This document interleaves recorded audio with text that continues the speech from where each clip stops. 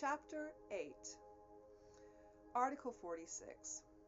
The detaining power, when deciding upon the transfer of prisoners of war, shall take into account the interests of the prisoners themselves, more especially so as not to increase the difficulty of their repatriation. The transfers of prisoners of war shall always be effected humanely, and in conditions not less favorable than those under which the forces of the detaining power are transferred. Account shall always be taken of the climatic conditions to which the prisoners of war are accustomed, and the conditions of transfer shall in no case be prejudicial to their health. So no forced death marches. The detaining power shall supply prisoners of war during transfer with sufficient food and drinking water to keep them in good health, likewise with the necessary clothing, shelter, and medical attention.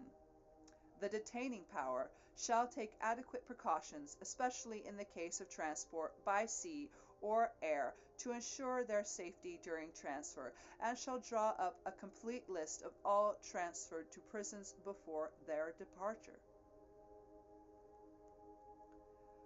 Article 47.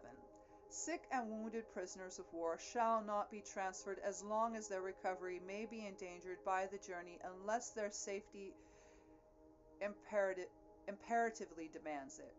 If the combat zone draws closer to a camp, the prisoners of war in the said camp shall not be transferred unless their transfer can be carried out in adequate conditions of safety, or if they are exposed to great risks by remaining on the spot rather than being transferred. Let me make sure I get that wording right. In adequate conditions of safety, or if they are exposed to great risks by remaining on the spot than by being transferred. Article 48. In the event of a transfer, prisoners of war shall be officially advised of their departure and of their new postal address.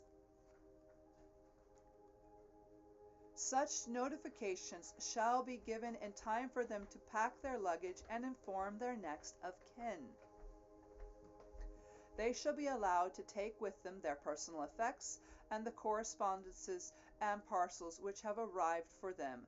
The weight of such baggage may be limited, if the conditions of transfer require, to what each prisoner can reasonably carry, which shall in no case be more than 25 kilograms per head. Mail and parcels addressed to their former camp shall be forwarded to them without delay.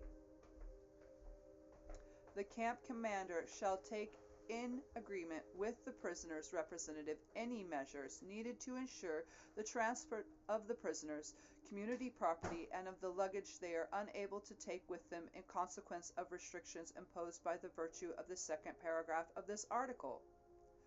The cost of the transfer shall be borne by the detaining power.